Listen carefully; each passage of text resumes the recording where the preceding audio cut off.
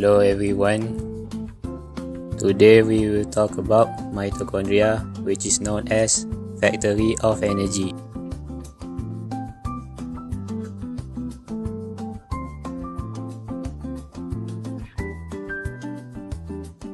Firstly is the outer membrane of mitochondria.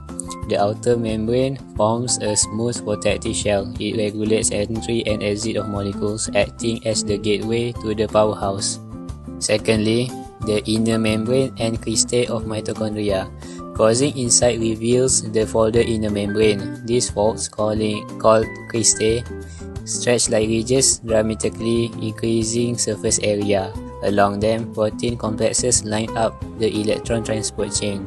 The mitochondrial matrix is the fluid-filled space located inside the inner membrane of the mitochondrion. It contains enzymes, mitochondrial DNA, ribosomes, and other important molecules. Its main function is to serve as the site of the Krebs cycle, where glucose molecules are broken down to produce high-energy electron carriers.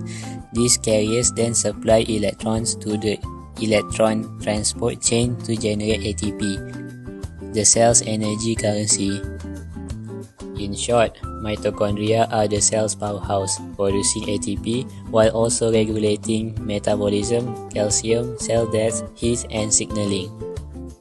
So next up is kitchen of cell, or as we all know, chloroplast. So today I will be presenting about chloroplast, an important organelle found in plant cell and algae. Chloroplasts contain chlorophyll, the green pigment responsible for absorbing light energy from the sun.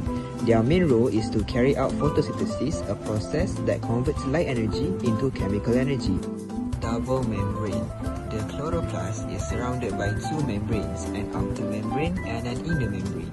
The space between them is called the intermembrane space.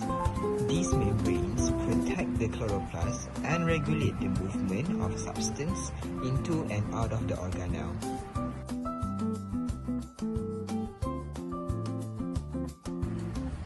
Stroma.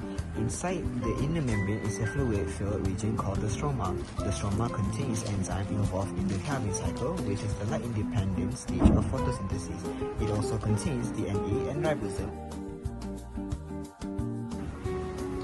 Chloroplast DNA. The stroma contains circular DNA that is similar to bacterial DNA. This DNA carries genetic information and allows the chloroplast to produce some of its own protein and enzymes. Next up is ribosomes. Small ribosomes are also found in the stroma. They are responsible for synthesizing proteins needed for chloroplast activities. Thylakoids. Embedded within the stroma are flatter membrane sacs called thylakoids. Thylakoids are the site of the light-dependent reactions of photosynthesis, where light energy is captured and converted into chemical energy. Thylakoids are the site of the light-dependent reactions of photosynthesis, where light energy is captured and converted into chemical energy.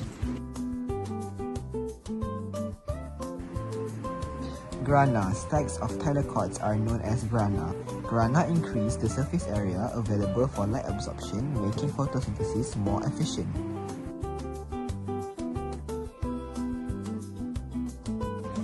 Thylakoid membrane. The membrane surrounding each thylakoid contains chlorophyll and other photosynthetic pigments.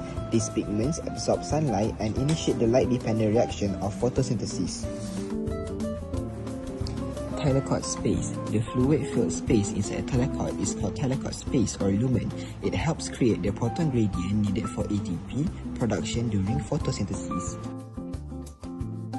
What if there were no chloroplast? Without chloroplast, plants would be unable to perform photosynthesis and produce food. Most plants will eventually die due to lack of energy. Oxygen production will also decrease significantly, affecting humans and animals. In conclusion, chloroplasts contain several specialized structures that work together to carry out photosynthesis. They are essential for food production, oxygen release, and maintain life on Earth. That is all from us. Thank you very much.